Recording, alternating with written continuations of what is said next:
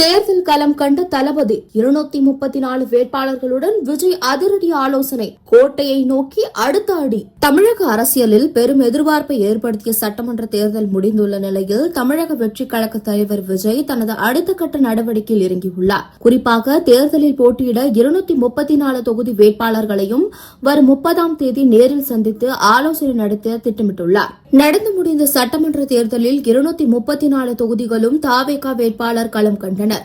எடப்பாடி தொகுதியில் மட்டும் வேட்புமனு நிராகரிக்கப்பட்ட காரணத்தினால் தலைவர் விஜயின் வழிகாட்டுதலின்படி சுயேட்சை வேட்பாளர் ஒருவருக்கு கட்சி ஆதரவு வழங்கியது. தேர்தல் முடிந்துள்ள நிலையில் கட்சியின் பலம் மற்றும் பலவீனம் குறித்து ஏற்கனவே மாநில நிர்வாகிகளுடன் விஜய் ஆலோசனை நடத்தியிருந்தார்.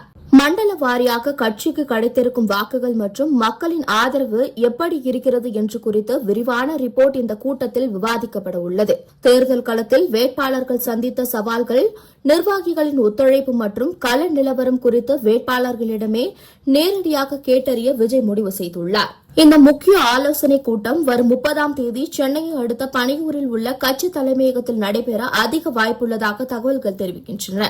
ஆன்மீக பயணத்திற்கு பிறகு அவர் மேற்கொள்ளும் இந்த சந்திப்பு அரசியல் வட்டாரத்தில் பெரும் முக்கியத்துவம் வாய்ந்ததாக பார்க்கப்படுகிறது. வாக்கு எண்ணிக்கைக்கு முன்னதாகவே வேட்பாளர்களை உற்சாகப்படுத்துவதாகவும் தேர்தல் அனுபவங்களை பகிர்ந்து கொள்ளவும் இந்த கூட்டத்திற்கு ஏற்பாடு செய்யப்பட்டுள்ளது. தமிழக அரசியலில் தாவேகாவின் தாக்கம் என்ன என்பதை உணர்த்தும் முதல் படியாக இந்த கூட்டம் அமையும் என தொண்டர்கள் உற்சாகமடைந்துள்ளனர்.